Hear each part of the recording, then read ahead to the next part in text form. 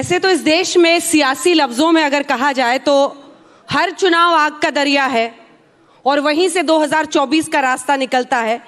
लेकिन ये 5 राज्य इसलिए महत्वपूर्ण हैं क्योंकि उत्तर प्रदेश इसमें शामिल है।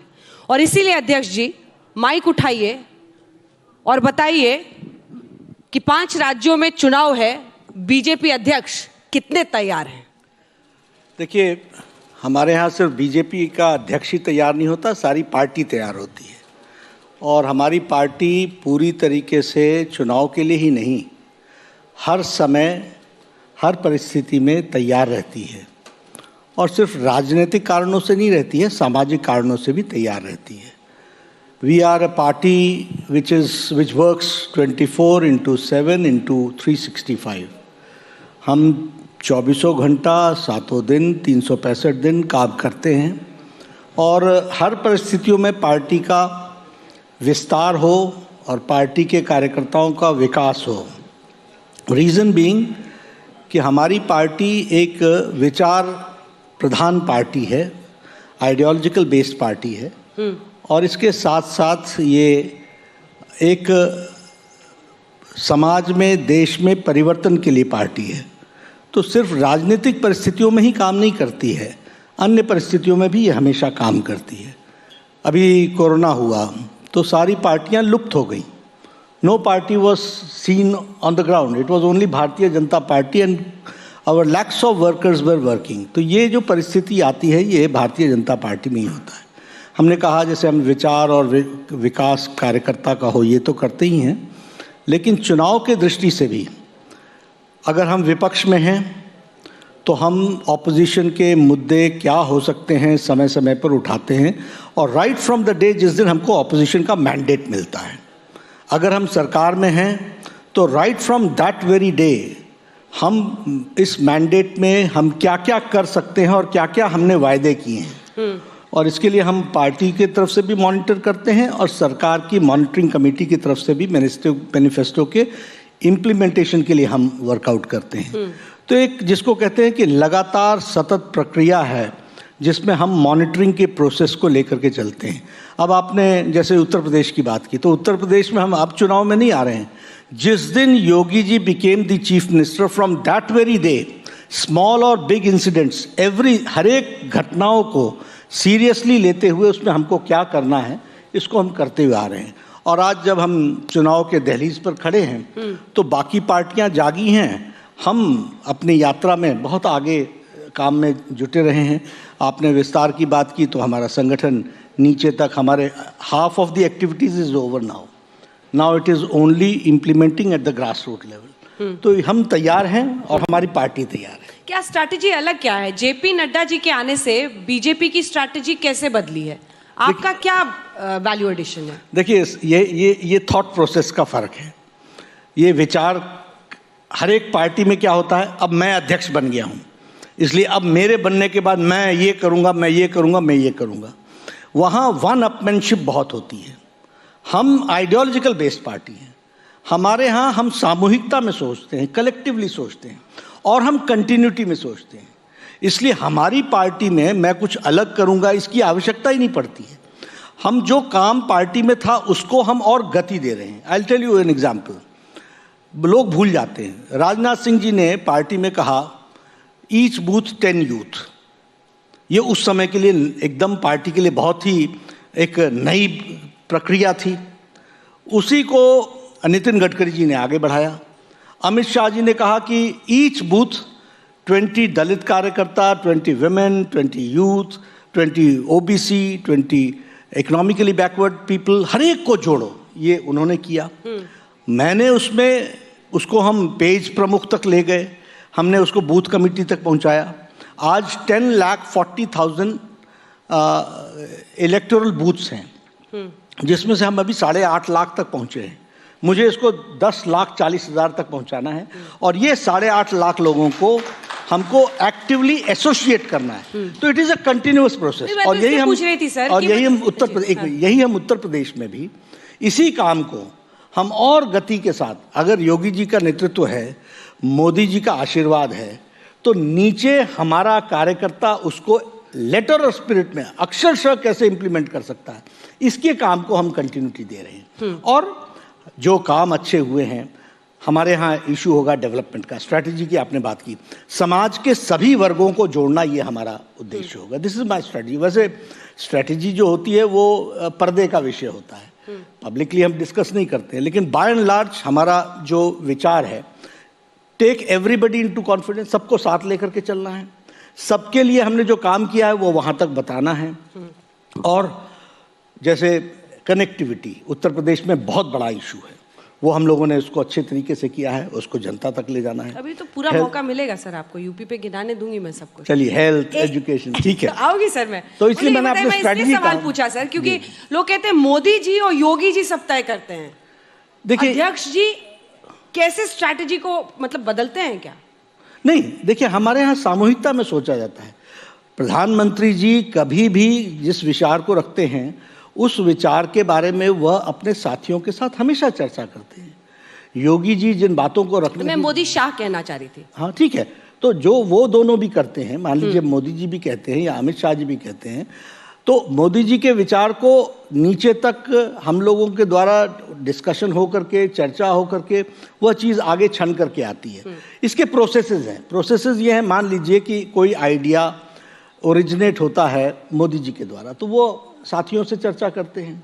उसके बाद पार्लियामेंट्री बोर्ड के सभी लोगों से भी चर्चा होती है, चर्चा, और ये पार्लियामेंट्री बोर्ड के सभी सदस्य साथी हैं, उनके साथ चर्चा होती है, फिर नीचे तक थोड़ी जाती है, और उसमें से जो छन करके आता है उसको प्रधानमंत्री जी रखने का प्रयास करते हैं।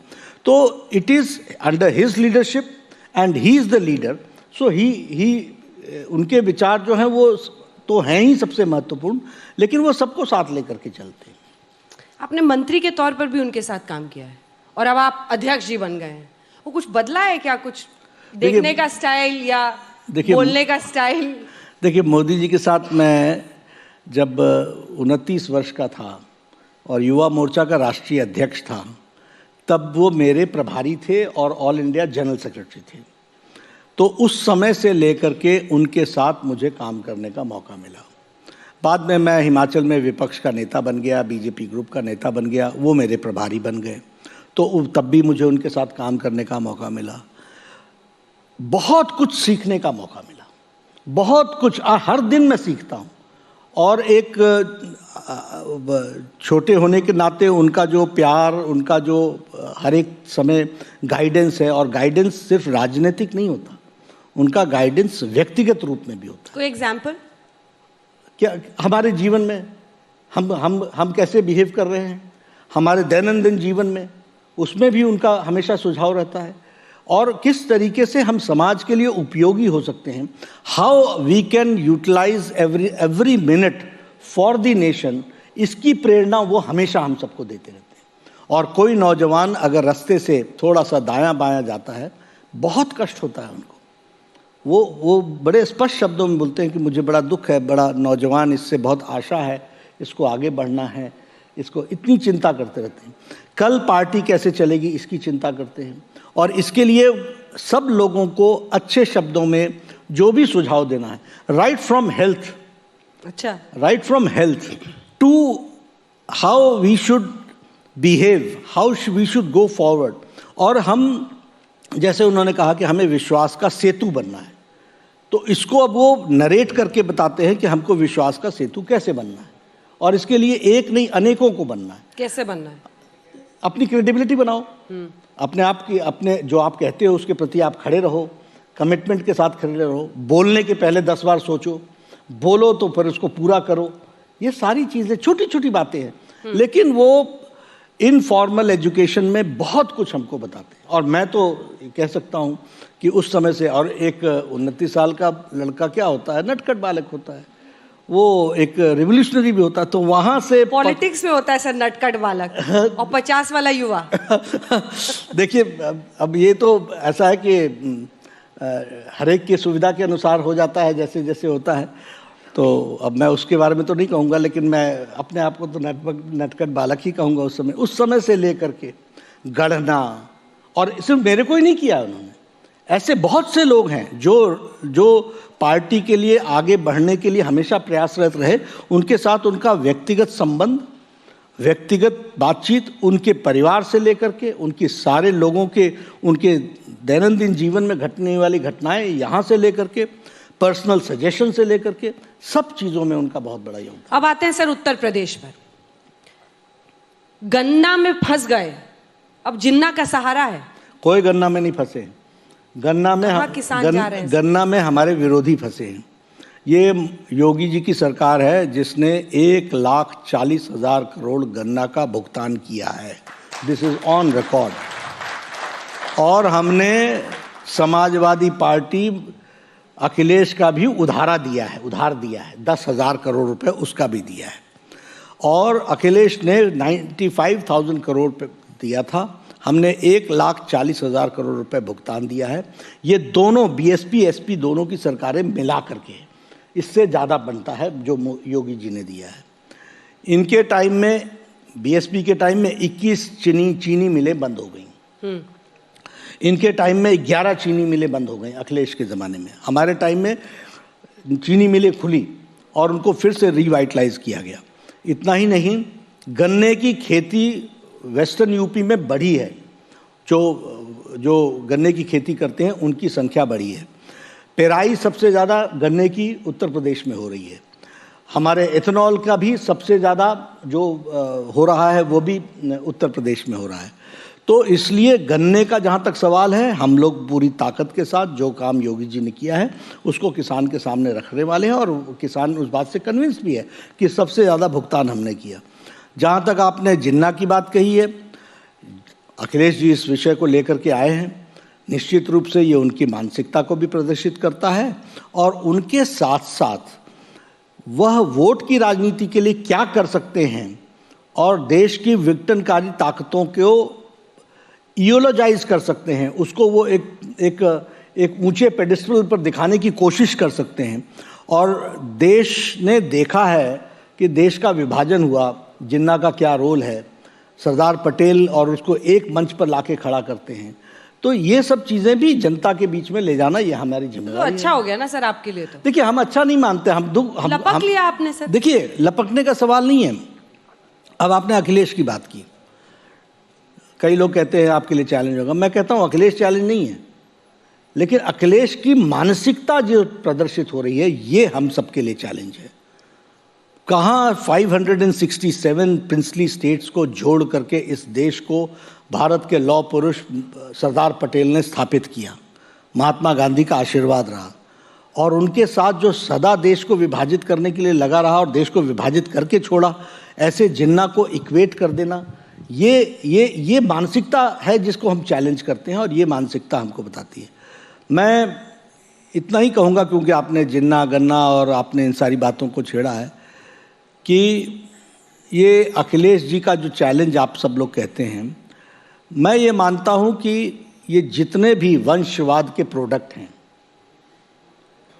ये सब सुपरफिशियल थिंकिंग रखते हैं और ये सब लोग सतही तौर पर ही विचार रखते हैं। कहीं आप ज्योतिरादित्य सिंधिया के बारे में तो नहीं, मैं अखिलेश के बारे में बोल रहा हूँ। मैं उन लोगों के बारे में बोल रहा हूँ जो वंशवाद के दृष्टि से निकल करके आए हैं।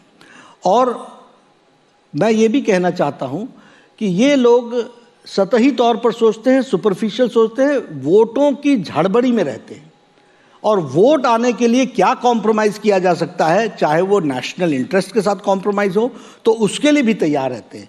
ये मानसिकता जो है, ये इसको मैं बहुत ही चिंताजनक मानता हूँ और मैं इसको एक चैलेंज मानता हूँ। और मैं अखिलेश जी को भी उनकी पार्टी के लिए और उनके लिए खुद को वो चैलेंज है, ये मैं मानता हूँ। पार्टी के लिए चैलेंज है, अपने पार्टी तो के लिए। भारी भीड़ आ रही है वो कह रहे हैं सर उनकी रैलियों में। तो मैं इस पर आऊंगी, लेकिन उससे पहले सर ये देखिए, आप कृषि कानूनों के मामले में ऐसा प्रतीत होता है कि दो धारी तलवार पर आप हैं। एक तरफ विपक्ष कह रहा है कि आप चुनाव से डर गए, आपको लगा आपके एमएलए प्रचार के लिए नहीं जा पा रहे थे, आप डर गए और डर से कि चुनाव में भारी पड़ेगा आपने वापस लिया। और दो धारी इसलिए क्योंकि दूसरी तरफ किसान भी नहीं उठ रहे, तो वापसी भी ली। सिर पहली बार झुकाया मोदी सरकार ने और वो भी लग रहा है खाली चला गया। देखिए, मैं आपको टिकैत जी बॉर्डर से उठ नहीं रहे। देखिए, मैं आपको फिर कहना चाहता हूँ, और मैंने पहली बार भी जब मैं पीछे भी आया था तब भी मैंने उसकी चर्चा की थी। जहाँ तक फार्म्स लॉज का सवाल है और उससे हम डरने की बात है, तो मैं आपके सामने ऑन रिकॉर्ड लाना चाहता हूँ। एक तो ये फार्मर्स का एजिटेशन कोई ऑल इंडिया एजिटेशन सारे फार्मर्स का नहीं था। This was not the voice of the farmers of the country, this we should remember. ये कुछ एरिया में कुछ विशेष लोगों के द्वारा खड़ा किया गया यह आंदोलन था, और ये आंदोलन उनके द्वारा चला और ठीक उन्होंने चलाया भी इसको। लेकिन इस आंदोलन के दौरान 2020 के सितंबर में फार्मर्स बिल आया और वो पास हुआ पार्लियामेंट से। तब से अभी तक 6 राज्यों में चुनाव हुआ। 6 राज्यों में 3 राज्यों में भारतीय जनता पार्टी और गठबंधन की सरकार अच्छी मेजॉरिटी से बनी। हमने बिहार में भी सरकार बनाई, हमने असम में भी सरकार बनाई, हमने पुडुचेरी में भी सरकार बनाई, पहली बार बनाई जहां हमारा कुछ भी नहीं था। अभी राज्यसभा की भी सीट हम वहां से जीत के आए। अब 3 राज्य में हम नहीं आए। एक वेस्ट बंगाल में हम अपनी वोट परसेंटेज को 3% से बढ़ा करके 38% ले गए और 77 सीटें जीती। यहाँ किसान के सारे नेता है। सुपड़ा तो साफ हुआ कांग्रेस पार्टी का, सुपड़ा साफ हुआ सीपीएम का, ये कहीं दिखने को नहीं मिले। और बीजेपी एक फॉर्मेडेबल ऑपोजिशन के रूप में वहाँ भी खड़ी हुई है। हारे कहाँ हम हारे तमिलनाडु में, वहाँ हम कभी सरकार में थे ही नहीं। हम कभी केरल में सरकार में नहीं थे। तो हम अगर कहते हैं कि किसान बिल का कोई इफेक्ट पड़ता है तो ये इलेक्शन के रिजल्ट्स हैं। 100 बाई इलेक्शंस हुए अंजना जी इस दौरान। 100 बाई इलेक्शंस में 60 elections have been won by Bharatiya Janata party. 60 on record में आपको वो सारे बाई इलेक्शंस के रिजल्ट है। 60 हम जीत करके आए, यानी हमारा 60% रिजल्ट रहा। लद्दाख से लेकर कर्नाटक तक, गुजरात से लेकर त्रिपुरा तक और अरुणाचल प्रदेश तक सारे लोकल सेल्फ गवर्नमेंट के चुनाव बीजेपी ने हैंड्स डाउन जीता, एक तरफा जीता। त्रिपुरा से लेकर के ऑटोनॉमस हिल काउंसिल सारे चुनाव हमने जीत लिए। हिमाचल प्रदेश मैं बता रहा हूँ, उसी में अगर मैं बात करूँ ये हमारे इसका उत्तर प्रदेश का, तो उत्तर प्रदेश का भी हमने जिला परिषद और पंचायत का चुनाव जीता। हमने राजस्थान का भी चुनाव जीता। आपने जहाँ तक हिमाचल प्रदेश की बात कही, हमने एक आइडियोलॉजिकल स्टैंड लिया था कि हम परिवार को टिकट नहीं देंगे। उसके कारण थोड़ा हमको नुकसान हुआ एक जगह पर, और एक जगह पर वीरभद्र जी का जिस तरीके का उनके जाने के बाद एक सिंपैथी लेयर थी, उसका भी असर हुआ। लेकिन ऑन दी होल जब मैं आपको बोलता हूँ तो 100 बाई इलेक्शंस में से हम 60 बाई इलेक्शंस जीत करके आए हैं। और ये इस बात का सूचक है। हरियाणा में भी हम कांग्रेस 3rd नंबर पर रह गई और हम 2nd नंबर पर आ गए। जो सीट चौटाला जी की सीट थी उसकी मैं बात कर रहा हूँ, जहाँ आप किसान आंदोलन को बड़ा अग्रसर बोलते हैं, बहुत अच्छी सी वोट्स हम लेकर के आए हैं। तो इसलिए ऑन रिकॉर्ड में लाना चाहता हूँ कि एक तो ये आंदोलन ऑल इंडिया नहीं था, और दूसरा इलेक्शंस पर इसका असर नहीं पड़ा। प्रधानमंत्री जी ने मैग्नानिमिटी दिखाते हुए, एक बड़ा दिल दिखाते हुए ये तय किया कि ठीक है, अगर हमारे किसान भाई नहीं मान रहे हैं तो हम इन फार्म लॉज को अपने तरफ से रिपील करते हैं, विड्रॉ करते हैं और इसको हम रिपील कर देंगे। ये एक जिसको कहते हैं कि एक बड़ा जेस्चर दिखाते हुए उन्होंने इस बात को किया। लेकिन हम डर गए। हम इसलिए, मैंने आपको पिछले बार में भी कहा था कि नीचे तक जाएंगे और चीज़ों को ठीक ढंग से समझाने का प्रयास करेंगे और हम करके इसमें सफल होंगे, ये बात हमने कही। तो एमएसपी गारंटी कानून मांग रहे हैं सर। हाँ। एमएसपी आप गारंटी कानून, एमएसपी तो तय करते हैं, आप कहते हैं हमने इतना बढ़ाया, यूपीए वाले कहते हैं हमने इतना बढ़ाया था, वो गारंटी मांग रहे हैं, कानूनी गारंटी। आपकी सरकार क्या करेगी, कैसे इसको टैकल कीजिएगा? देखिए, सबसे पहले ये गारंटी की डिमांड उन्होंने या किसी भी तरीके की डिमांड यूपीए सरकार में क्यों नहीं की? First of all you understand कि यही सरकार है जो किसानों के प्रति रिस्पॉन्सिव और सेंसिटिव सरकार है। इस बात को हमको समझना चाहिए। और एक ही नहीं, सारे मैं फिर पिछली बार भी कहा, अभी भी मैं कहता हूँ, किसान नेता सब लोग बोलते हैं, लेकिन जो काम मोदी जी ने किया वो किसी ने नहीं किया। आज तो एमएसपी पर कमेटी बनाने की बात कही है, वो हाई पावर्ड कमेटी बनेगी, स्टेक होल्डर्स के साथ होगी, उसमें जो निर्णय होगा वो उसको हम आगे बढ़ाएंगे, और जो उनके डिमांड्स हैं उसको स्टेक होल्डर्स अपनी तरफ से रखेंगे और स्टेक होल्डर्स कमेटी में भी होंगे। लेकिन अगर मैं किसानों के बारे में बात करूं, किसान सम्मान निधि 1,63,000 करोड़ रुपए 10 इंस्टॉलमेंट में, 2-2 हज़ार रुपये का 10 इंस्टॉलमेंट में 10 करोड़ किसान के बैंक के खाते में पहुंचाने का काम मोदी जी ने किया है, ये हमको ध्यान में रखना चाहिए। इसी तरीके से 28 करोड़ किसानों को सॉइल हेल्थ कार्ड पहुंचा दिया गया, डिस्पैच हो गया। इसी तरीके से स्वामित्व योजना के माध्यम से पहली बार बैंक से ये फैसिलिटी मिलेगी कि आप अपने ज़मीन पर और आप अपने मकान पर आप लोन ले सकेगा किसान। इस बात को किया गया। डीएपी में 2400 की बोरी जो थी फर्टिलाइज़र की, वो 1200 में मिल रही है, मतलब एक बोरी मोदी जी की तरफ से मुफ्त मिल रही है। उसी तरीके से ईच ड्रॉप मोर क्रॉप, इस बात को भी इरिगेशन को बढ़ाने का प्रयास किया। किसान पेंशन लेने लग गया है, यह परिस्थिति आकर के खड़ी हुई है। तो किसानों के प्रति सेंसिटिव गवर्नमेंट जो है और किसानों के प्रति सही माने में उनको एम्पावर करने का काम किया है, तो वो मोदी सरकार ने किया। ये हमको ध्यान में रखना चाहिए और जो कमेटी फैसला करेगी उसको मतलब तो सर किसानों को गदगद होना चाहिए था। आपने इतने सारे काम गिना दिए, सीधा बैंक में पैसा पहुंचाना बता देखिए, अभी हमने प्रधानमंत्री जी ने एक फादरली फिगर के तरीके से सभी लोगों को कहा है कि किसान अपना आंदोलन वापस लें और इसको वो और हमने रिपील कर दिया, इस तरीके की बात कही है। अब आंदोलन पर आप मुझे कहना चाहें, मैं इस समय ज़्यादा कहना नहीं चाहता हूं, लेकिन आंदोलन में आप कहिएगा कि आप समझा नहीं पाए, समझाएं क्या? मेरा अगला सवाल यही था। पीएम ने बोला ना, यही बोला सर उन्होंने कि हम समझा नहीं पाए। आप दावा करते हैं सर आप विश्व की सबसे बड़ी पार्टी हैं, तो बीजेपी क्यों नहीं समझा पाई? मैं बताता हूं, कार्यकर्ताओं को भेज देते। हम समझाने में सक्षम हैं। हमें यही समझ में नहीं आया कि किसान को समझाना क्या है, कौन सा पॉइंट है जो समझना चाहते हैं। किसी भी क्लॉज के बारे में उनको कौन सी चीज़ है जो उनको समझना है। उनको समझना नहीं है। जिन लोगों ने तय कर रखा है, आप मैंने कई बार पूछा कि बताओ आपको एसेंशियल फूड कमोडिटीज़ में आपको कोई ऑब्जेक्शन है, आपको कॉन्ट्रैक्ट फार्मिंग में ऑब्जेक्शन है, आपको सब्जी मंडी पर ऑब्जेक्शन है, कौन सी धारा है जो आपको तंग कर रही है, कौन सी धारा है जिससे किसान का नुकसान होगा, कौन सा ऐसा सेक्शन है जिससे आपको नुकसान होगा ना, रिपील करो। तो हम ही नहीं समझ पाए कि भैया इनको कौन सी चीज़ नहीं समझ में आ रही है। इसके बाद हमको ये समझ में आया कि ये आंदोलन करते रहेंगे, ये इनका उद्देश्य अगर है तो उसका तो कोई इलाज नहीं है। उसका इलाज फिर धरती पर हम लोगों को चीज ठीक ढंग से समझाएंगे और उसके नतीजे आएंगे, ये हम आपको जरूर बताना चाहेंगे। ये डर इसलिए ये कहा यह जा रहा है कि आप लोग इस बार डरे हुए क्यों हैं, क्योंकि कृषि कानून वापसी की आप लोगों ने। दूसरा, बूथ कॉन्फ्रेंस करेंगे, आप खुद करेंगे जाकर, अमित शाह जी करेंगे, राजनाथ सिंह जी करेंगे क्षेत्रवार तरीके से, और सारे हैवी वेट्स उतर रहे हैं। मतलब मामला थोड़ा गड़बड़ है इसमें। देखिए, पहले मैंने आपको डर की बात बता दी, इलेक्शन के सारे नतीजे आपके सामने रख दिए। कोई डर की बात नहीं है। बीजेपी कभी ना घबराती है ना डरती है। 18 करोड़ की पार्टी है, डरने की बात क्या है? सारे लोग मिलकर के लगेंगे, सारी चीज़ों को ठीक करेंगे, क्या दिक्कत है? और मैं अकेला थोड़ी ना करने वाला हूँ, हम सब लोग मिल करके करने वाले हैं। मैं कभी भी अपने आप को कभी भी कमज़ोर नहीं महसूस करता हूँ। इतनी बड़ी संख्या लीडर्स की है, इतनी हाँ सर, पूरी के पूरी कैबिनेट उतार देंगे आप यूपी में। अब उसको सुनिए, उसकी भी मैं बात करता हूँ आपको। अभी ये बूथ कॉन्फ्रेंसेस हुआ, थोड़ा सा मिस रिप्रेजेंटेशन ऑफ फैक्ट्स हो गया। कहा गया कि हमने बूथ के इंचार्जेस बना दिए। नहीं, हमने इंचार्जेस नहीं बनाए, हमने बूथ के कॉन्फ्रेंसेस के लिए लीडर्स जाने को तय किया। अब मैं गोरखपुर गया हुआ था, गोरखपुर में एक गोरखपुर क्षेत्र का बूथ कॉन्फ्रेंस थी, बूथ के सिर्फ अध्यक्ष बुलाए थे। संख्या कितनी थी? 30,000। और 30,000 जब बीजेपी का कैप लगा करके बैठे थे तो मेरा भी दिल गदगद हो गया। मैंने कहा केसरिया ही केसरिया दिख रहा है।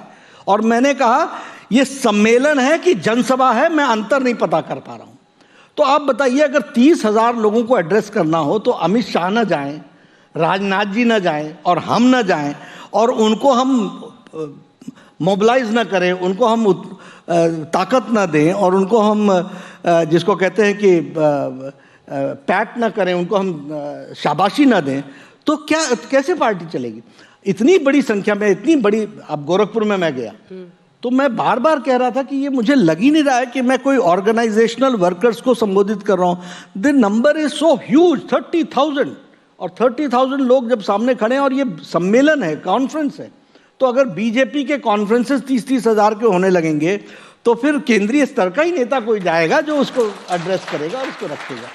आप हजारों में बात करें, अखिलेश जी कह रहे हैं लाख से कम लोग तो आ ही नहीं रहे हैं उनकी भीड़ में, उनकी रैली में। तो हमें अखिलेश कितने बड़े चैलेंज के तौर पर आप देखते हैं? मैंने तो आपको पहले कहा कि उनके यहाँ प्रजातंत्र है, अगर वो आ रहे हैं तो हमें दिक्कत कहाँ है? आप लाइए, हर एक चुनाव में लोग आते हैं, किस कारण से आते हैं और किन कारणों से आप बुलाते हैं और किन बैकग्राउंड में आप बुलाते हैं वो जनता जानती है।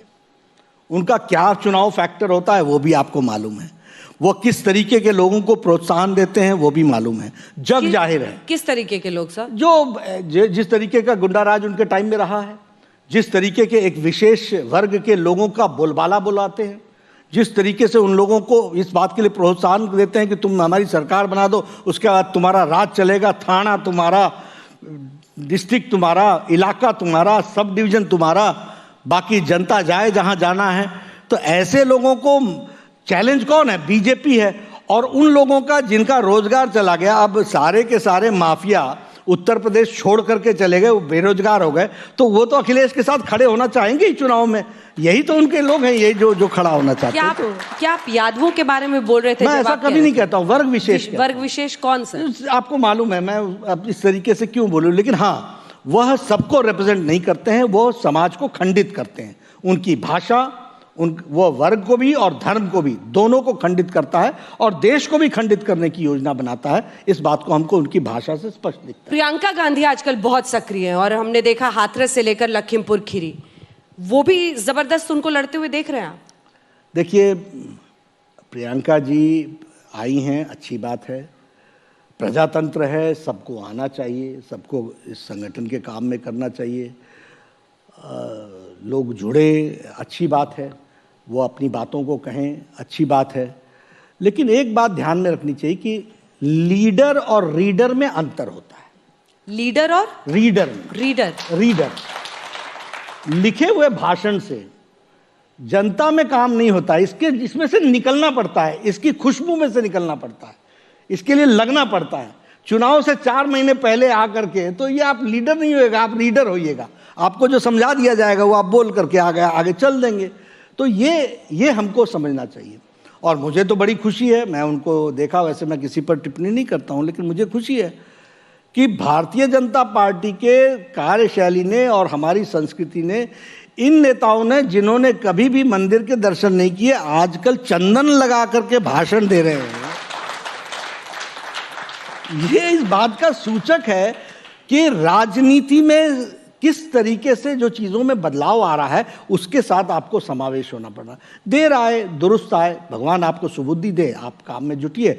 और ये प्रजातंत्र है, किसी की वो तो है नहीं कि सिर्फ हम ही रहेंगे, जो हैं अच्छे से बढ़े, हम यही उनको कामना करते हैं। यूपी में लेकिन सर छोटे दलों के साथ गठबंधन जो पिछली बार आप लोगों ने साधा था, वो काफी हद तक निर्णायक रहता है कि कौन सी पार्टी कैसे। कहीं इस रेस में आप अखिलेश से पीछे तो नहीं हो रहे?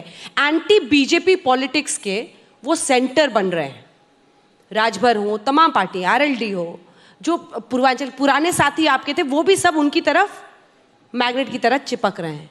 कहीं गठबंधन वाले जो छोटे दलों के साथ जो आप लोगों की पॉलिसी थी पहले, इसमें कहीं आप रेस में पीछे तो नहीं है? देखिए, हम इस बात से पूरी तरीके से सजग हैं और हम जानते हैं कि slowly steadily all will unite against भारतीय जनता पार्टी। इन्होंने पिछले चुनाव में भी किया था। पहले इन्होंने समाजवादी और कांग्रेस का गठबंधन हुआ 2017 में, बाद में समाजवादी और बीएसपी का गठबंधन हुआ। आप सब लोगों ने कहा बड़ा प्रबल गठबंधन है, ये तो हिला देगा। मैं ही उत्तर प्रदेश का इंचार्ज था, मैं उस समय भी कहता था दिल थाम के बैठो, एक तरफा नतीजा आएगा, और वो एक तरफा नतीजा आया। तो we are ready for it. In coming times ये सब इकट्ठे होंगे। और देखिए, जब हम राष्ट्रीयता के साथ, देश सेवा के साथ चल रहे हैं, तो आप या तो एजेंडा बदलो या फिर आप इकट्ठा होकर के चलना चाहते हो तो चलो, हम भी तो राजनीति कर रहे हैं, तो हम भी आपको उस तरीके का जवाब देंगे। आरएलडी का जहां तक सवाल है, मोदी जी के 2014 में आने के बाद, यानी हम जब केंद्र में सरकार में आए, तब से लेकर आज दिन तक हमारा आरएलडी से कोई समझौता नहीं हुआ। पर डोरे डाल रहे थे आप? नहीं, आरएलडी से कभी समझौता नहीं हुआ। और उसके साथ साथ उनको चुनाव में हमने हराया है। जहां तक पूर्वांचल के सवाल है, हमारे एक साथी हमको छोड़ करके गए, लेकिन वो 2019 के पहले ही छोड़ करके चले गए। और उस समय समाजवादी और बीएसपी का बहुत जोरदार गठबंधन था, उसमें भी हमने पूर्वांचल में उनको हराया है। तो हम उसको मान करके चलते हैं। हमारे तरफ से कोशिश ये होती है कि हम किसी को अपने तरफ से नहीं भेजेंगे, हम किसी को अपने तरफ से डिस्टर्ब नहीं करेंगे। हाँ, पॉलिसीज़ पर हम कॉम्प्रोमाइज़ नहीं करते हैं। तो पॉलिसीज़ पर हम कॉम्प्रोमाइज़ नहीं करते हैं, वो कई बार किसी के लिए दिक्कत की बात हो जाती है, लेकिन हम रिस्पेक्टफुल रहते हैं। हम जो साथी हमारे साथ रहता है, हम उसके प्रति हमेशा एक सद्भाव का दृष्टिकोण रखते हैं। कृषि कानून की वापसी के बाद क्या अब रास्ता खुल गया? आर्टिकल 370 वापस रीइंस्टेट कीजिए, सीएए, असदुद्दीन ओवैसी कह रहे हैं कि यूपी में वो शाहीन बाग बना देंगे। वो ठीक है, देखिए ओबीसी एक राजनीतिक दल चलाते हैं और ओबीसी एक विचारधारा को रिप्रेजेंट करते हैं। उस विचारधारा को वो पनपाने के लिए, उसको ताकत देने के लिए इस तरीके की बातचीत करना उनके लिए स्वाभाविक है, लेकिन हमें उसको सीरियसली लेने की ज़रूरत नहीं है। उनका मैं उस पर कमेंट करूं इसकी कोई ज़रूरत नहीं है। वो एक राजनीतिक दल चलाते हैं और उसका उद्देश्य यही है, तो वो इसी तरीके के काम कर रहे हैं। कहते हैं बाकी पार्टियां कि आप लोग पोलराइजेशन का काम उनको आउटसोर्स कर देते हैं। नहीं, बिल्कुल नहीं, हम पोलराइजेशन कभी करते ही नहीं है। हम सबका साथ, सबका विकास, सबका विश्वास, सबका प्रयास। और देखिए, जब हम कहते हैं, और कहने के लिए नहीं कह रहा हूं मैं, हम लाभार्थियों से मिलने की बात करते हैं। हु आर दी लाभार्थी? Maximum are people from the minority community, maximum are Dalits, those who may not support us, but we are going and we are approaching them। और आज मेरा विश्वास है पूरी तरीके से, अच्छी तरीके से, और इसीलिए मैंने कहा कि मैं पार्टी में कोई अध्यक्ष बनकर के काम करने नहीं आया हूँ, अंतिम समय तक काम करने वाला हूँ। और मैं देखने वाला हूँ कि सभी लोग भारतीय जनता पार्टी के साथ एक दिन पूरी तरीके से जुड़ेंगे। ये हम करके दिखाएंगे।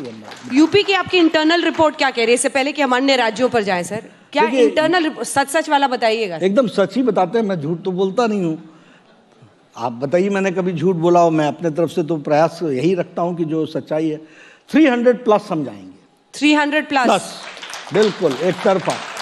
और चुनाव जैसे जैसे गर्म होगा वैसे वैसे हमारी सरकार बनने का आसार तो है ही, लेकिन 300+ के नंबर के साथ जाएंगे। गर्म होगा मतलब जिन्ना? नहीं, शमशान। देखिए, ये तो हमारे, जिस मैंने कहा ना कि अखिलेश जी तो खुद अपने आप के लिए चैलेंज है, तो वो इस तरीके का चैलेंज उठाते रहेंगे तो हम जवाब तो देते ही रहेंगे। क्योंकि इसमें से देखिए, डिसइंटीग्रेटिव फोर्सेस के लिए क्या डिज़ाइन है, इसको तो हमको समझना पड़ेगा। और हम समझते हैं तो हमको समाज को बताना ये हमारी जिम्मेवारी है, देश को बताना हमारी जिम्मेवारी है।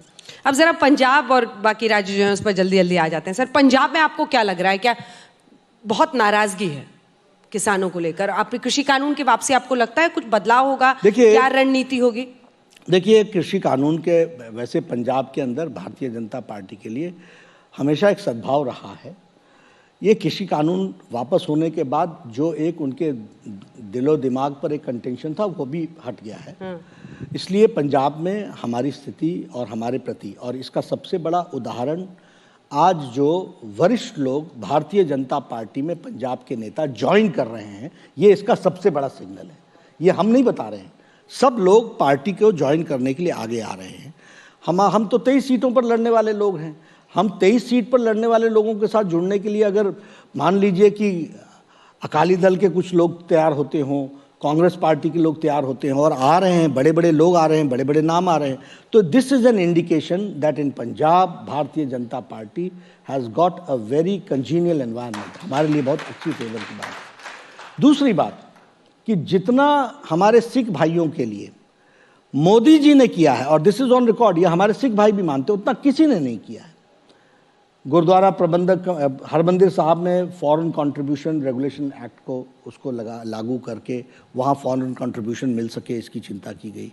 लंगर में जीएसटी न लगे, देश भर में न लगे, इसकी चिंता मोदी जी ने की है। करतारपुर साहिब, नानक साहिब 120 करोड़ रुपए का कॉरिडोर बना के 70 साल जो दर्शन नहीं कर सकते थे उनको दर्शन देने का काम किया, तो नरेंद्र मोदी जी ने किया, इसको हमको समझना चाहिए। जामनगर में 750 बेड का हॉस्पिटल बना करके सिख भाइयों को दिया, तो मोदी जी ने दिया है। ब्लैक लिस्टेड सिख भाई जो थे उसमें से 314 के ब्लैक लिस्ट हटाई गई, सिर्फ 2 बच गए हैं जिन पर ब्लैक लिस्ट है, ये भी काम किया। 1984 के राइट्स के 40 साल बाद जो लोग दिल्ली में दनादन घूम रहे थे, आफ्टर 40 ईयर्स SIT बैठाकर उनको जेल के अंदर डालने का काम किया, तो नरेंद्र मोदी जी की सरकार ने किया।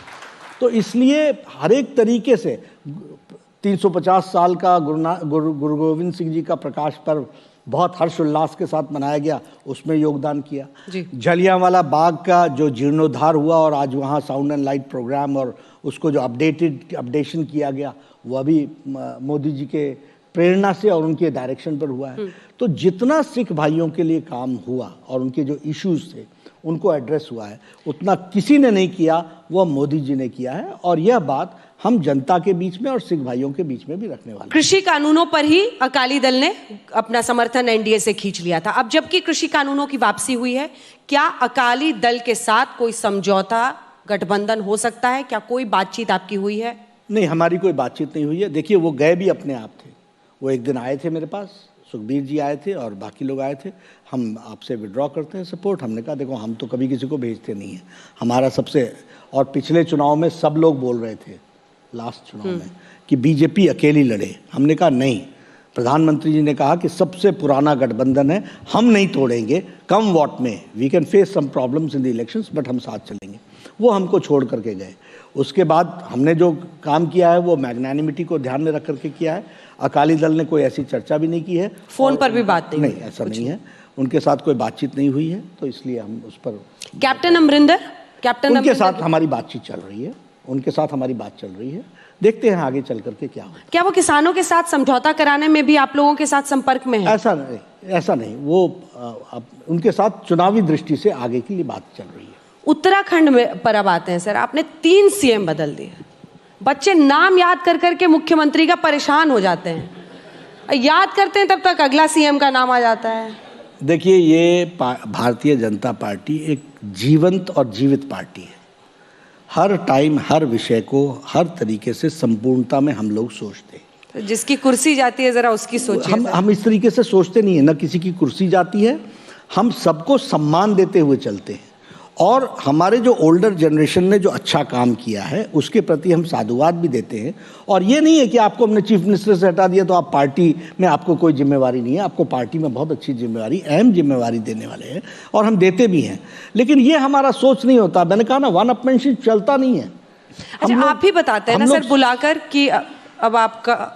नहीं, वो तो पार्टी के अध्यक्ष का ही काम होता है। हम बड़े प्यार से उनके हार्ट ब्रेकिंग जॉब है सर। नहीं, हार्ट ब्रेकिंग नहीं, उनको भी हम समझाते हैं। These are all steps which come in political life. One has to take it. और हम समग्रता में सोच करके करते हैं, कोई दुश्मनी से नहीं करते हैं कि तुमको हम हटा रहे। ना ना ना ना, ऐसा नहीं हम कहते हैं। हम कहते हैं सारी बातों को सोचा गया है, सोचने के बाद ऐसा है कि नए लोगों को चांस दिया जाए। और ब्रॉडली ये हमारा प्रिंसिपल है कि हम नए लोगों को चांस देते हैं और नए लोगों को चांस देने के साथ साथ पुराने लोगों का सहयोग मिले, इसकी हम चिंता करते हैं। तो इसी को ध्यान में रखते हुए और इफेक्टिविटी, लोगों के साथ फीडबैक लेकर के, सब चीज़ों को लेकर के समग्रता में विचार करते हैं। तो परफॉर्मेंस एक वजह है। गुजरात में भी आपने मुख्यमंत्री मैनी फैक्टर्स टुगेदर, और उसमें सबसे बड़ा फैक्टर होता है यंगर जनरेशन को चांस देना। और स्थूल पार्टी नहीं होगी, स्टैग्नेंट नहीं होगी, ये चलायमान पार्टी है। इसमें हर दिन हर परिस्थिति में हम नए तरीके से सोचने की एक्टिविटी। कितने लोगों की धड़कनें अभी तेज हो रही होंगी आपकी ये बातें सुनकर। नहीं, हम देखिए, हर दिन चलायमान ये नाश्ता करके सुबह सुबह सर, जैसे फोन आए कि अध्यक्ष जी ने बुलाया है, खाना ना हजम हो इंसान। नहीं, ऐसा नहीं है। देखिए क्या होता है कि हमारे यहाँ इस तरीके everybody has they are performing, और उसमें हम हमेशा ये कहते, जो बात सच्ची भी है कि हम उनको नई जिम्मेवारियों के साथ जोड़ते हैं। तो उसमें जिस जिम्मेवारी पर हैं उनसे उनको वंचित, उसको छोड़ करके वो नए जिम्मेवारी में जाते हैं। तो कोई धड़कन उड़कन हमारे यहाँ इस तरीके से नहीं होती है।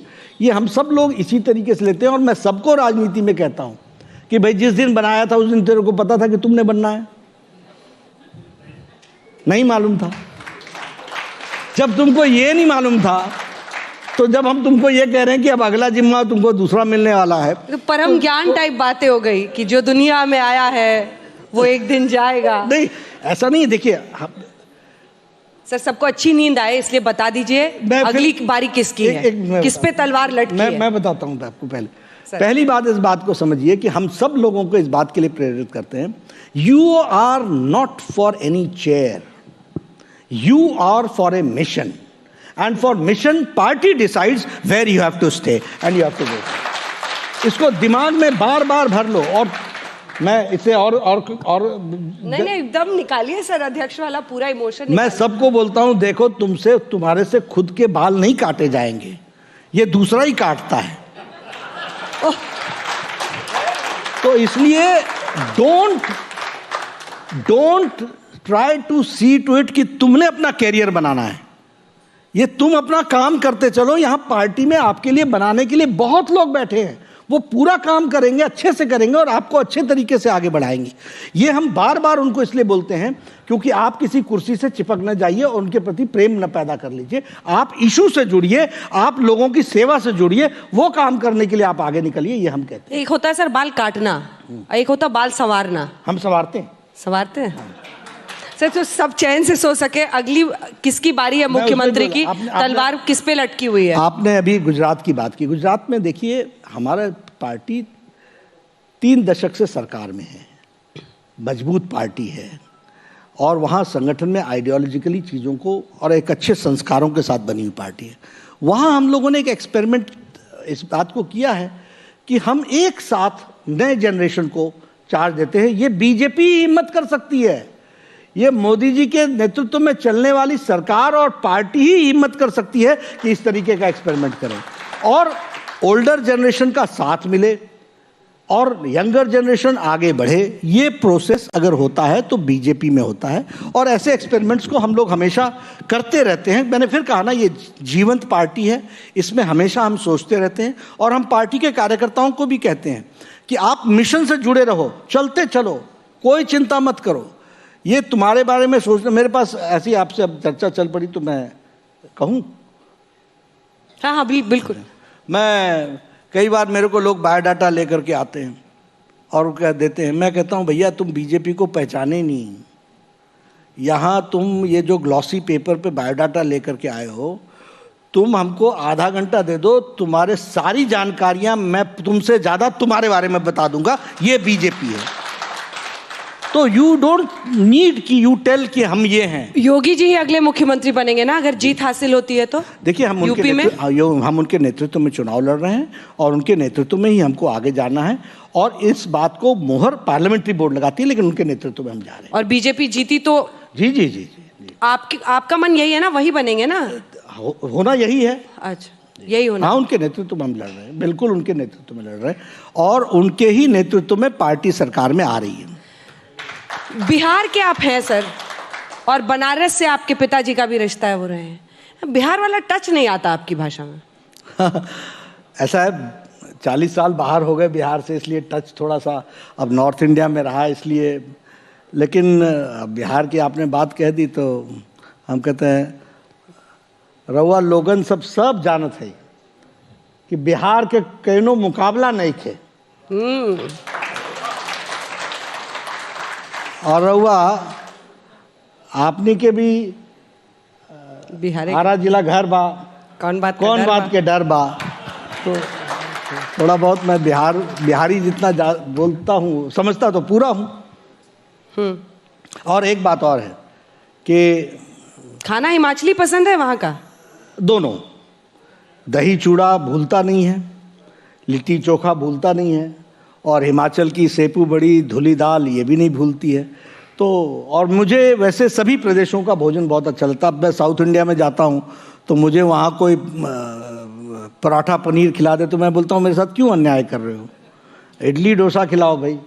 तो जो भोजन होता है उस भोजन को मैं अच्छा लगता है। और बिहार में बचपन गुजरा है, इसलिए अब मकर संक्रांति हो, दही चूड़ा ना हो तो मज़ा नहीं आएगा। अगर तिलकुट ना मिले तो मज़ा नहीं आएगा। अगर सिलाव का खाजा नहीं खाया तो मज़ा नहीं आएगा। तो ये सब बिहार के साथ जुड़ी हुई चीज़ें हैं। अंगरसा अगर ना मिले तो भी मज़ा नहीं आएगा। तो ये, और मैं अच्छी तरीके से इन सब चीज़ों को चलती हूँ यहाँ से आपको सीधे पार्लियामेंट, क्योंकि वहाँ पर हाजमा विपक्ष का एकदम बिगड़ा हुआ है। 12 सांसदों को आपने सस्पेंड कर दिया है। उनका कहना है कि नियमों को ताक परख के किया गया है। 12 आवाजें विरोध की आपने बंद कर दी है। ये सरकार तानाशाह है। और 10 और 11 जो 2 मॉनसून सत्र के 2 तारीखों का मामला है, उसमें एक दिन पहले जब कई सांसद टेबल तक पर चढ़े, आप लोग बार बार कहते हैं सांसद टेबल पर चढ़े, सांसद टेबल पर चढ़ गए, उनके खिलाफ कोई कार्रवाई नहीं हुई सर। लेकिन अगले दिन जिन 12 सांसदों को आपने सस्पेंड किया है उनका कहना है कि तानाशाह सरकार है, विरोध की आवाजें बंद कर रही है। बिल्कुल नहीं, हमारा कोई क्या काट है आपके पास इस गतिरोध? कोई काट नहीं है। कमेटी ने जो रिपोर्ट दी उसके अनुसार लोगों को सस्पेंड किया गया है और वो तथ्यों के आधार पर किया गया है। और जिस तरीके से उन्होंने संसद को एक तरीके से जो व्यवहार किया गया है वो चिंताजनक है और वह बहुत ही दुखदाई है। हमारे इतिहास में पार्लियामेंट में ऐसी घटना घटे ये हम सब के लिए अच्छा नहीं है। और उसमें एक समिति के रिपोर्ट के आधार पर संसद ने इस राज्यसभा के लोगों ने ही उसको पारित करके उनको सस्पेंड किया है और ये एक नेचुरल प्रक्रिया है। इसमें कोई तानाशाही, कोई डेमोक्रेसी का गला घोटना ऐसा नहीं है। डेमोक्रेसी का अर्थ है कुर्सी पर बैठ करके अपने डिस्कशन को करो और अच्छी तरीके से बातों को सुन करके काम करो। तो 10 तारीख को जो टेबल पर चढ़े उन पर कार्रवाई क्यों नहीं की? कमेटी देख रही होगी, committee will take action accordingly. लेकिन सर दिक्कत ये है ना कि वो कह रहे हैं पूरे शीतकालीन सत्र में आपने वो कर दिया। नहीं, देखिए जिस तरीके की घटना घटी है उस पर जो कमेटी का रिपोर्ट है, ये हमारा रिपोर्ट तो है नहीं, कमेटी ने जो रिपोर्ट दी है उसके आधार पर किया गया है और उस रिपोर्ट को मोहर लगी है राज्यसभा की, तो उसके अनुसार ही हुआ है। वो पूरे सेशन के लिए हुआ है, वो हुआ है तो हुआ है। और प्रजातांत्रिक राइट्स को अगर मान लीजिए हम अपने हाथों में लेकर के नियमों को ताक पर रख करके चलेंगे तो इस तरीके की एक्टिविटी। विपक्ष का तो चरित्र इस देश में है सर। जब आप लोग थे ऑपोजिशन में तो आप लोग करते थे हो हंगामा। देखिए मैं नोट तक उछालते हुए देखा है देश की संसद ने। देखिए मैं आपको फिर कहता हूँ कि इनको ऑपोजिशन को अगर ऑपोजिशन करना सीखना हो तो हमसे कुछ चर्चा कर लें। मैं विपक्ष का नेता रहा हूँ और मैंने विपक्ष में रहते हुए किस तरीके से काम करना इसको भी हमने समझा है। सबसे बड़ा वेपन ही ऑपोजिशन का पार्लियामेंट होती है, विधानसभा होती है। उसका उपयोग तो वो तो सरकार को कटघरे में खड़ा करने की जगह होती है। आप उसका उपयोग ना करें तो ये आपकी दिक्कत है। हमारी प्रोडक्टिविटी कहाँ ख़त्म हुई? पिछली पार्लियामेंट में हम लोगों ने लोकसभा में 18 बिल पास किए, 132 घंटे चली। राज्यसभा 104 घंटे चली। 18 बिल हमने राज्यसभा में पास किए। को लोग कह देते हैं कि पार्लियामेंट वॉश आउट हुई। कहाँ वॉश आउट हुई? हमने लेजिस्लेटिव तो सारे बिजनेस हमने पूरे किए। तो सर आप बिना चर्चा के ध्वनि मत से पार करा लेते भैया। तो हमने सबसे कम मिनटों में हमने कहा कि आप इसमें चर्चा में मत आओ। लेकिन अगर आप ये सोचते हैं कि आप डेमोक्रेसी को आप बंधक बना देंगे, ये संभव नहीं है। इस तरीके से हम नहीं होने देंगे। और जो सबसे बड़ा वेपन है उसका आप इस्तेमाल कीजिए, उपयोग कीजिए। क्वेश्चन आवर नहीं होगा। क्या सरकार ने क्वेश्चन आवर को रोकती है? Question our is one of the greatest weapon in hand of opposition. मंत्री तैयारी करता है, एग्जामिनेशन किसका हो रहा है? मिनिस्टर का हो रहा है। वो बेचारा तैयारी करके आता है, 1 घंटे आपने उसको स्क्रूटनाइज करना है। अगर मान लीजिए आप क्वेश्चन आवर सस्पेंड करते हैं, सबसे रिलीफ किसको मिलता है? मंत्री को मिलता है। नुकसान तो आपका होता है कि जो आपको वेपन मिला था, जो आपको इस्तेमाल करने का उपयोग मिला था, उसका आपने सदुपयोग नहीं किया। तो इसलिए ना वॉश आउट है ना गतिरोध है।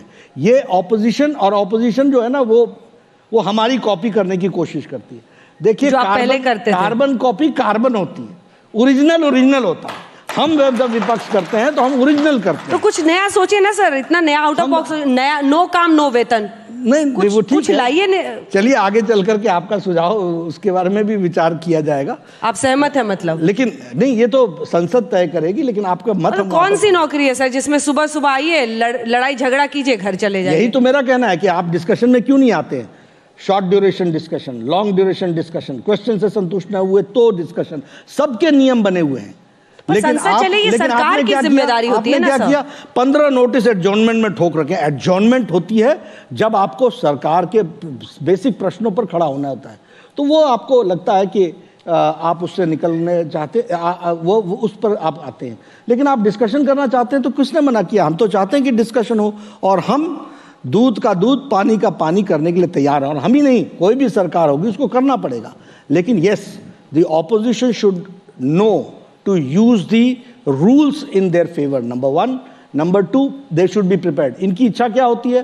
आए 2 फोटो ऑप अंदर का और 4 फोटो अब बाहर का लगाया, दिन पूरा हुआ, चलते बने। तो अगर आपने इस तरीके से ऑपोजिशन करनी है तो भारत की जनता भी देख रही है, और निश्चित रूप से जो आपके पास उपयोग करने का आपके पास अधिकार है उससे आप वंचित अपने आप को कर रहे हैं। इसलिए गतिरोध नहीं है, स्व अवरोध है, खुद से आप अपने आप को अवरोध कर रहे हैं। बिल तो आप लोग पास करा ही लेंगे ऐसे, वो तो होना ही है। कृषि बिल भी ध्वनि मत से लाए, ध्वनि मत से ले गए। निश्चित रूप से होना, क्योंकि हमने आपको मौका दिया। सरकार की जिम्मेदारी होती है ना सब। पार्लियामेंट में अगर डिबेट होना, चर्चा नहीं होगी तो कहाँ होगी? बिजनेस एडवाइजरी कमेटी में डिस्कशन हो गई, चर्चा हो गई, और कहा हम इसमें पार्टिसिपेट करेंगे। कमरे में चर्चा हुई, बाहर आए, बोले हमें फोन आया। कहाँ से आया? विदेश से आया, अपने यहाँ हैं भी नहीं, और चर्चा नहीं होगी, और हमको फॉलो कराने को बोलते हो। ऐसा अगर विपक्ष हो तो हम क्या करेंगे? हमें तो आपने कहा बिजनेस एडवाइजरी कमेटी में, you had put an hour and a half for this discussion, 4 hours you had decided for discussion. You are not even ready to discuss for a minute. हम क्या करें? तो ऐसे तो देश नहीं चलता है। तो इसलिए ऑपोजिशन में अभी ममता बनर्जी बहुत सक्रिय हो गई हैं, और खास तौर पर पश्चिम बंगाल में बीजेपी को हराने के बाद उनको लगता है कि मोदी, अमित शाह, जेपी नड्डा, इनके काट जो है मेरे पास है। अच्छा उनके है, पास मंत्र है, अच्छा है। प्रजातंत्र में वो तो कांग्रेस को छोड़कर एक वैकल्पिक जो विपक्ष है उसको एकजुट कर रही है, शरद पवार जो क्षेत्रीय दल है उसके साथ। ये मुश्किल बन सकता है। देखिए, हम ये प्रजातंत्र है, उनका पूरा अधिकार है, वो करें। भारतीय जनता पार्टी, मैंने कहा, जीवंत पार्टी है। Every minute, every second we are fighting with the circumstances. कोई भी लीडर आएगा उसके साथ हम लड़ने के लिए तैयार हैं, उसमें कोई दिक्कत की बात नहीं है। अभी त्रिपुरा में नतीजे आए हैं सामने, उन्होंने उस नतीजों ने बहुत कुछ स्पष्ट किया है, तो ऐसा नहीं है, उनको भी ध्यान में आएगा। अभी गोवा में गए हैं, वहाँ भी ध्यान में आएगा। होता है सब, लेकिन हम किसको रोकना थोड़ा ना चाहेंगे। आइए, जरूर आइए, आप भी लड़िए। और ऐसा होता है कि अगर कोई रीजनल मैच जीत ले तो सोचे कि अब हम नेशनल में पहुंच जाएंगे। ठीक है, अच्छी बात है, सोच अच्छी है, आगे चलेंगे, देखेंगे क्या। 1-2 सवाल ले लेते हैं। जी जी, अशोक जी पूछे। नड्डा साहब, अशोक जी का तो हमारे साथ विशेष प्रेम है। सर, अभी आपने थोड़ी देर पहले बोला कि कुर्सी किसी की सलामत नहीं है, कभी भी कोई जा सकता है। नहीं, ऐसा नहीं कहा। आपने कहा हमने कहा कुर्सी से मत जुड़ो, हाँ, इशू से जुड़ो। बिल्कुल, और यंगर उसको मौका देना है। तो 2024 तक तो, मतलब ये मेरा ऐसे बोल रहा हूँ मैं, आपकी सेंस मैंने पकड़ी जो, कि 2024 तक तो बहुत से लोग रिटायर हो जाएंगे, फिर नई यंगर जनरेशन आएगी, चाहे वो सेंटर हो या कहीं भी हो। एक तो ये सवाल मेरा एक्चुअली दूसरा है कि यूपी में योगी और उनके काम, जो भी नतीजे आए, जीते या हारे जो भी हो, जो नतीजे आएंगे वो योगी और उनके काम पर आएंगे या मोदी और उनके काम पर आएंगे? किसके उस पर पड़ेंगे? देखिए, डबल इंजन की सरकार पर आएंगे। प्रधानमंत्री जी का जो आशीर्वाद उत्तर प्रदेश और उत्तराखंड और गोवा और पंजाब और सभी स्टेट्स को मिला है, वह एक बहुत बड़ा आशीर्वाद है जो डबल इंजन की सरकार में काम करता है। उसको इफेक्टिवली इम्प्लीमेंट योगी जी ने किया है, धरती पर किया है। इसलिए योगी जी के काम पर और मोदी जी के आशीर्वाद पर हम सरकार में आएंगे। योगी जी के काम पर और मोदी जी के आशीर्वाद पर। मोदी जी ने जो वहाँ उत्तर प्रदेश पे जो सारे फंड्स, स्कीम, सारी चीज़ों का मॉनिटरिंग भी किया है और जो सपोर्ट दिया है और उसको इम्प्लीमेंट किया है धरती पर मोदी जी ने, योगी जी ने। अब प्रधानमंत्री किसान सम्मान निधि अच्छे से लागू हुआ। प्रधानमंत्री ये जो लेबरर्स की अनएम्प्लॉयमेंट की थी अच्छे से लागू की है। अभी ये जो नेशनल हाईवेज बने उसको अच्छे से लागू किया है। उसी तरीके से गोरखपुर में एम्स बन रहा है, किस स्पीड पर बन रहा है, बन करके तैयार हो गया। ओपीडी चालू हो गई है, 1 महीने के अंदर आईपीडी भी चालू हो जाएगी, एम्स का उद्घाटन हो जाएगा। तो आशीर्वाद तो मोदी जी का रहा, लेकिन उसको अक्षरशः इम्प्लीमेंट करने का काम योगी जी ने किया। एक सवाल, हाँ, चित्रा पूछे। नड्डा जी, आपसे मेरा सवाल है, आपने डबल इंजन की सरकार का जिक्र किया। डबल इंजन की सरकार तो बिहार में भी है। 2005 से नीतीश कुमार लगातार मुख्यमंत्री हैं, बीच के 6 महीने को छोड़ दें। क्या वजह है कि गरीबी के सूचकांक में वो सबसे ऊपर राज्य खड़ा है? कहाँ पर कमी रह गई कि केंद्र की जो योजनाएं आप जैसा कि जिक्र कर रहे हैं उत्तर प्रदेश में योगी जी ने लागू कर दिया, वो चीज़ें बिहार में उस तरह से क्यों नज़र नहीं आती हैं? देखिए, मैंने ये सूचकांक तो देखे नहीं हैं, लेकिन एक बात मैं ज़रूर बिहार के बारे में भी कहूँगा कि बिहार ने लालू रिजीम और उसके बाद नीतीश कुमार के रिजीम में ज़मीन आसमान का अंतर देखा है। बिहार इस परिस्थिति में आकर के खड़ा हुआ था कि वहाँ से उसको उठने में भी बहुत टाइम लगा है और पूरी पॉलिटिकल सपोर्ट के बाद लगा है। आप सब लोग बिहार को जानते हैं, अंजना जी बहुत परिचित हैं, जब यूनाइटेड बिहार था तब उस समय आप वहाँ पढ़े लिखे और वहाँ से आगे बढ़े। नॉर्थ बिहार से साउथ बिहार से नॉर्थ बिहार जाने का मतलब होता था गया गया दिन गया हफ्ता गया। अभी बाढ़ है, इस रास्ता को पकड़ो, वाया बरौनी जाओ, यह करो वह करो। आज north Bihar south Bihar it is a matter of hours. उसी तरीके से एजुकेशन में लीजिए 1000 करोड़ हैव बीन स्पेंट। ये एजुकेशन समाप्ति के ऊपर आ गया था, उसको रिवाइटलाइज करने का। और मैंने पहले भी कहा है, मेरे से श्वेता जी ने एक दिन पूछा था तो मैंने कहा था कि education and health take more than 10 years to rekindle it. अब फिर से खड़े होने में टाइम लगता है, ये 2 दिन में नहीं होता है, जाता भी 2-3 सालों में है और फिर से डेवलप होने में 10 साल लगते हैं। स्टाफ, एजुकेशन, फैकल्टी का लेवल, हेल्थ में डॉक्टर्स का अपॉइंटमेंट, उनकी फैकल्टी को सीनियरिटी के साथ आगे बढ़ाना, इक्विपमेंट को लाना, इन सब चीज़ों को मैच कराते हुए अच्छा टाइम लगता है। लेकिन बिहार स्टिल जो जहाँ था वहाँ से बहुत तीव्र गति से आगे आया है। हाँ, परिस्थिति बिहार की ऐसी खड़ी हुई है कि अभी उसको डेवलप होने में टाइम लग रहा है, इसमें कोई दो राय नहीं है, लेकिन it is in the right direction. छोड़िए अध्यक्ष जी इधर उधर की बातें, ये बताइए कि बीजेपी का अपना मुख्यमंत्री चेहरा कब होगा बिहार का? आप लोग तो हर स्टेट में बड़ा भाई के रोल में रहते हैं ना। देखिए, मैं सिर्फ इतना ही कहना चाहूँगा कि भारतीय जनता पार्टी अपना विस्तार और विकास सदा करती रहती है और जो हमारे एनडीए के साथी हैं उनके साथ सामंजस्य करके हम आगे बढ़ते हैं। इसलिए किसी को ओवरटेक करना, किसी को नीचे दिखाना, अब हमारी एमएलए की संख्या ज्यादा थी, आपने मेरे से उस समय भी पूछा, मैं यही बोल रही हूं ना, बिहार में तीसरे नंबर की पार्टी का आपने मुख्यमंत्री बनाया हुआ हाँ है। ठीक है, हम एनडीए के स्पिरिट को फॉलो कर रहे हैं और उस एनडीए के लार्जर इंटरेस्ट को ध्यान में रख करके हम काम में जुटे हैं। इसलिए मैंने कहा कुर्सी हमारा लक्ष्य नहीं है, बिहार की तस्वीर बदले ये हमारा लक्ष्य है। कुर्सी आपका लक्ष्य नहीं है? नहीं, कुर्सी माध्यम है, it is a medium of change, लेकिन हम उसी को लेकर के अपना टारगेट लेकर के चले ऐसा नहीं है। लार्जर इंटरेस्ट में, एनडीए के इंटरेस्ट में हम सब लोग काम करें। 5 राज्य में से कितना जीतेंगे? यूपी का आपने कह दिया है, हमने रिकॉर्ड करके रख लिया 300+ सीटें। इलेक्शन के बाद इंटरव्यू में बिहार में भी मुझे रिकॉर्ड किया था। मैं एक ही बात कहना चाहूँगा, हम जहाँ सरकार में हैं वहाँ हम सरकार बना रहे हैं। गोवा, उत्तराखंड, उत्तर प्रदेश, मणिपुर और पंजाब में बहुत अच्छा वातावरण बन रहा है, दिन प्रतिदिन वातावरण अच्छा हो रहा है, उसको हम आगे बढ़ाएंगे। 5 राज्यों में से कितनी मिलेंगी? बस ये आखिर 4 तो हम आ ही रहे हैं और 5वें में हमारा वातावरण अच्छा बन रहा है, हम जरूर आगे बढ़ेंगे। चलिए, जैसे खत्म हो बस उसके बाद चुनाव के बाद फिर से आपसे इंटरव्यू करेंगे। बिल्कुल। बहुत बहुत धन्यवाद आपका जेपी नड्डा जी, आज तक एजेंडा के इस मंच पर आने के लिए, इस गाला सेशन का। आप सबका बहुत बहुत धन्यवाद।